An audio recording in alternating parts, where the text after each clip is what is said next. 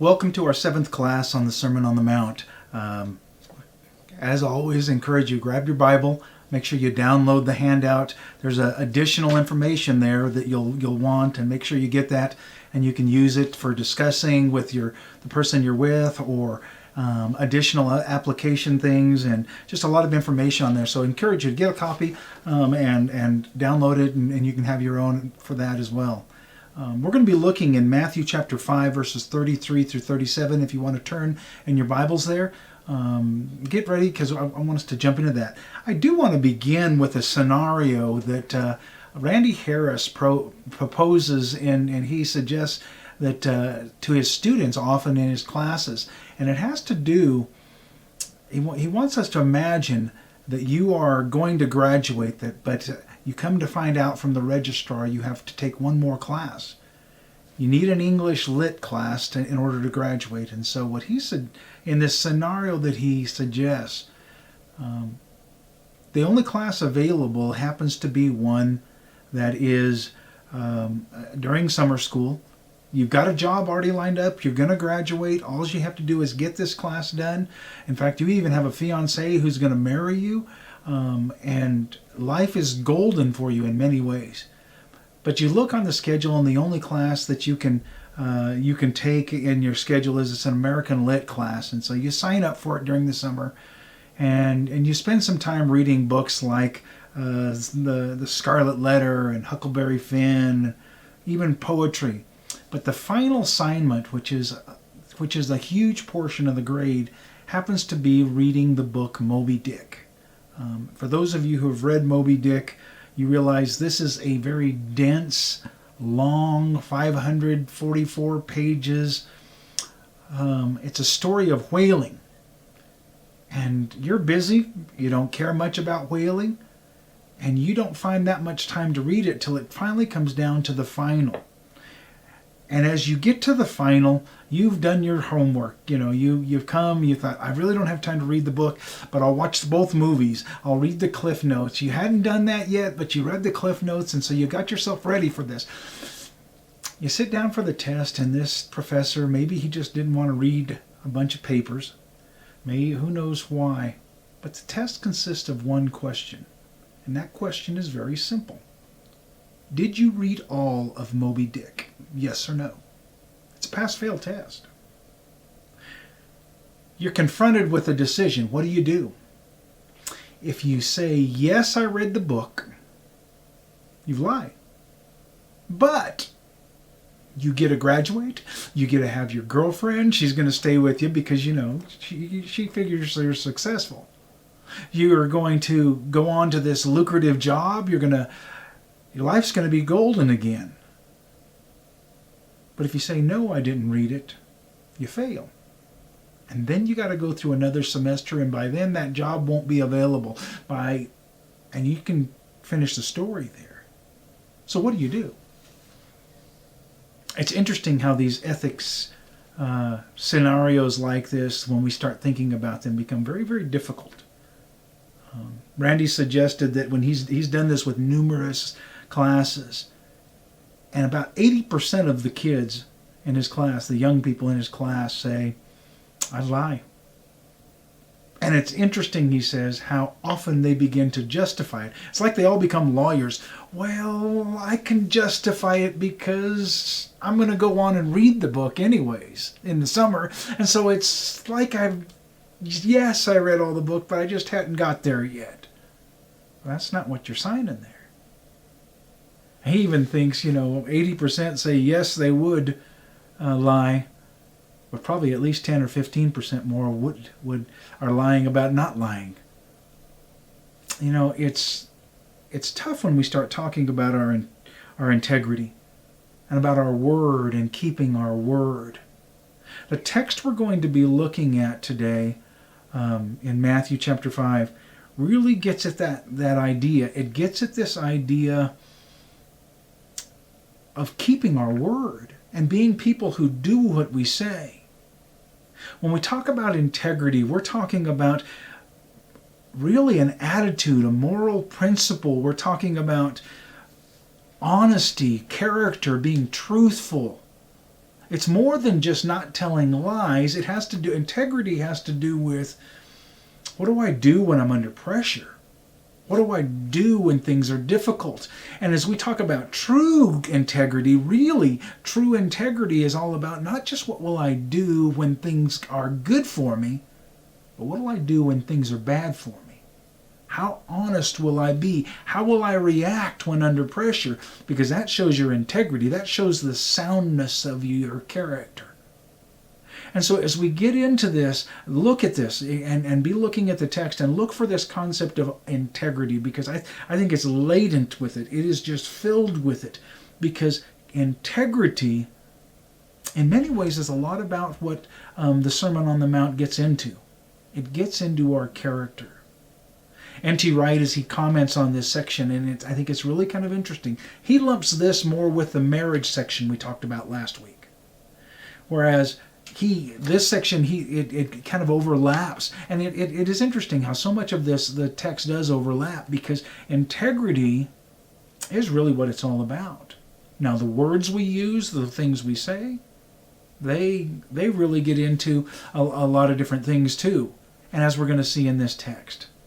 Open your Bibles. We're going to read, as we have been in the past, 2 times we're going to read the text. I want you to hear it twice.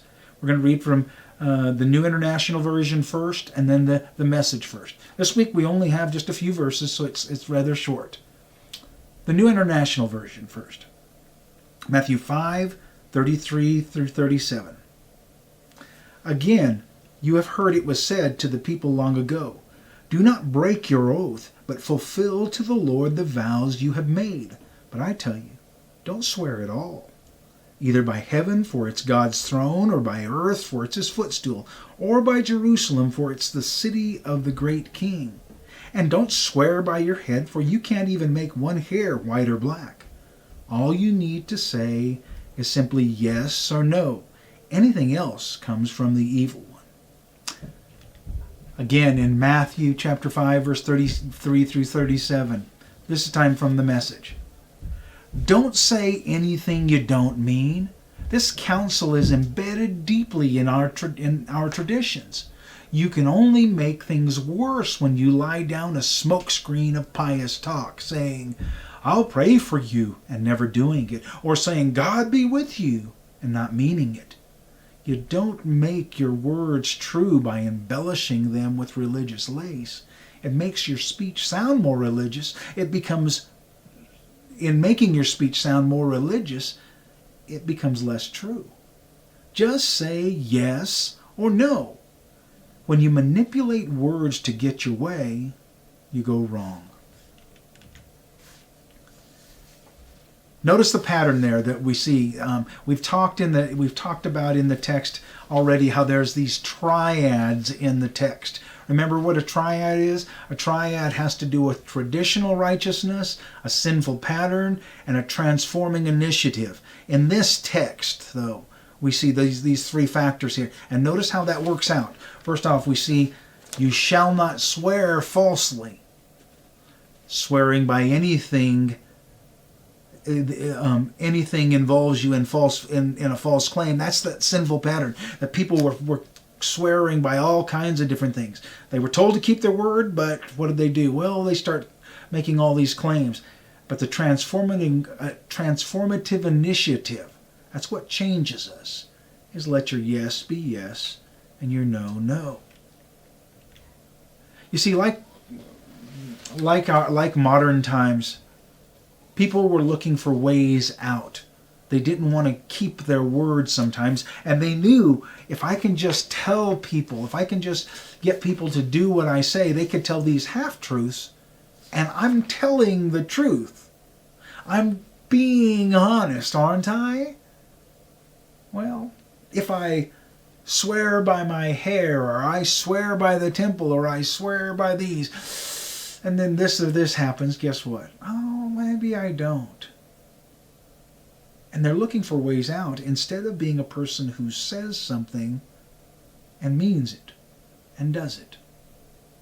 You see, it scares me in our culture today how often we see this. That our word used to be our bond, at least to some people, whereas anymore we're looking to justify our actions. We're looking to justify what we do. And I hope as you see this, integrity is about our words, but it's so much more than about our words. It has to do with the way I live, that I live with integrity, that it's not just me saying something and doing it, but it's actually even more than that. So I've got 2 quick key points I want you to catch. First one, we need to be people of integrity. We need to be people who do what we say and say what we do. We aren't looking for ways out. It's as I started studying this, I started going, okay, well, what does he mean by oaths? It doesn't matter.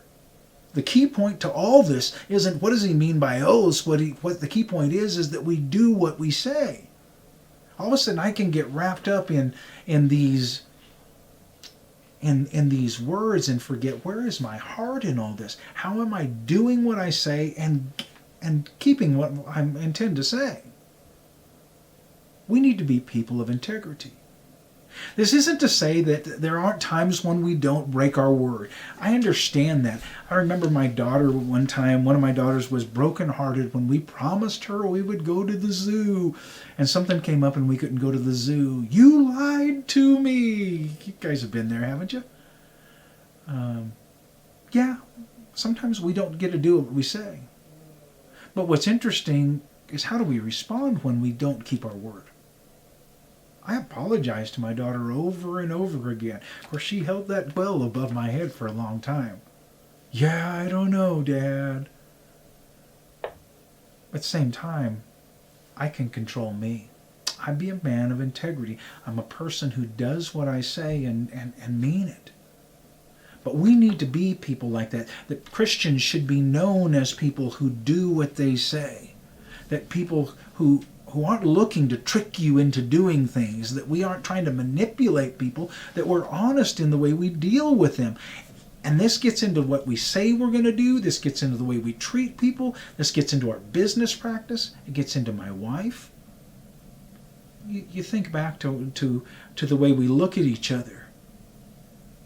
We need to be full of integrity in there.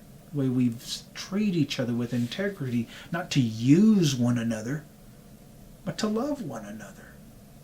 As Christians, it's as you think about God, that Jesus himself and God himself were so wrapped up in being true, in being exact in what they did and what they said they would do.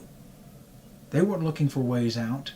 And if I'm a true follower of Jesus, what am I going to be doing? I'm going to be a person of integrity. I'm going to be someone that tries to be more godlike, more truthful, more honest in the way I deal with people. Second key point I wanted you to catch in this, and that has to do with when we show integrity. When we show integrity, we need to show integrity even when it's difficult, especially when it's difficult. You know, in a worldly sense, people are full of integrity when it's convenient.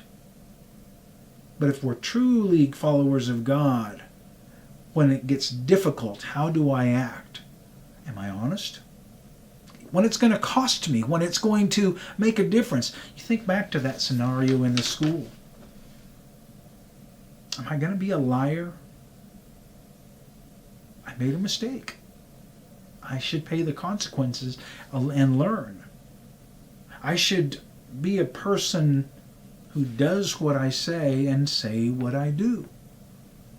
And that's that let your yes be yes and your no, no. If we only follow God when it's easy, we're not a very committed Christian. If we're only showing integrity and being honest when it's easy, and then when it gets difficult, we can justify our lying, or we can make it, and all of a sudden it twists it and it makes it wrong. Part of what he gets into, if you look at the examples he uses in the text there, he gives 4 different ways, and there's almost these levels and different types of oaths that were made back then. And many scholars can talk about it, they can tell you all about it. But they were looking for ways, if you make this level or that level. It's like you're trying to find a way out instead of being a person who does what they say. Let's get real practical. Let's get into the hard part about this text. First thing is, I think we need to determine what our weakness is and seek help. The truth about integrity is it is difficult, and sometimes we have weak spots in our life. There's times and places and situations that we may find ourselves more vulnerable, and if you have one of those, if you need to look at yourself and recognize what are my weaknesses, and try to get help. Look for occasions where you can do that. Do it right away. Randy Harris, he suggests when you're practicing this that you make it your goal to not even speak until you've confessed your sin on something like this. Really try to get on this, that you would really deal with this.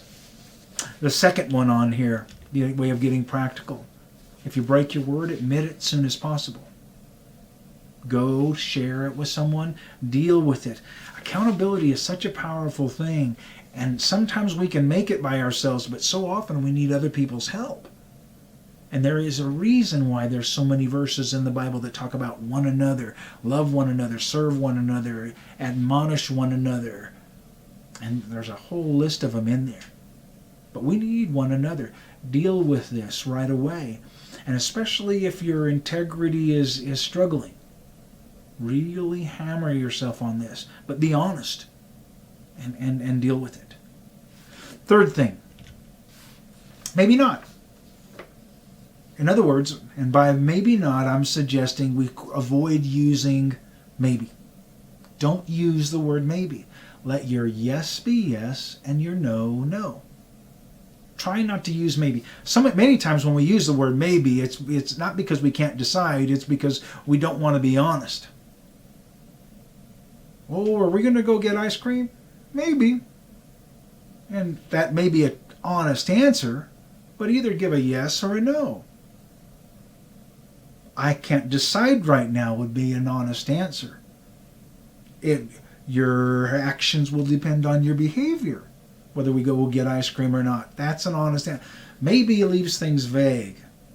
And part of what Jesus is suggesting with your yes be yes and your no, no, gets back into let's be very clear about what we say and what we say we're going to do so that it becomes clear. But avoid using the term maybe. No more maybes. Try it for a while at least. The fourth thing is work hard. By work hard, I think when it comes to our integrity, it is real easy for us to lose our integrity with our work, whether it's school work or whether it is our work. Right now especially, it gets so difficult because as we work from home, when am I at work and when am I at home? Well, be careful you don't blur those lines. It's easy for us to pull out our cell phones and next thing you know we're on social media, or next thing you know we're doing all kinds of other things, and in many ways we're not showing integrity because we're robbing our employers of their time. But work hard. If you're going to take a break, be honest and say, I'm going to take a break, and do that. But don't lie to yourself and say, I worked an 8-hour day or a 10-hour day, when an hour or two of that you were surfing the internet or playing with social media. That's not full of integrity. You agreed to do a job and work those hours, and you're not being honest about how you're using your time. I know everyone's scenario and everyone's situation is different, but work hard, and that's why I'm not trying to judge anyone on this, but I think we just need to recognize, are we working hard? If you tell your parents you're working on your schoolwork, then be honest. And when they ask you later on, did you get your homework done? Be honest about it. Were you working on your schoolwork that whole time? Be honest with them. Well, I got it done and then went on to this. That's what integrity does. And if it costs you punishment because you are honest, you were full of integrity. And that's where we come back to this. Let your yes be no and your no, no, even if it costs you. There's four more ways on the handout that encourage you to look through. There's some practical suggestions for you to go through on that. Integrity is a very, very tough thing. Christians should be more than anybody else known because they tell the truth. Not just tell the truth, but they live the truth. That we are people who are living with integrity and showing integrity. True integrity, not just convenient integrity. And so I challenge you. Look at your heart. Look at how you are full of integrity. As always, I encourage you to read through the Sermon on the Mount.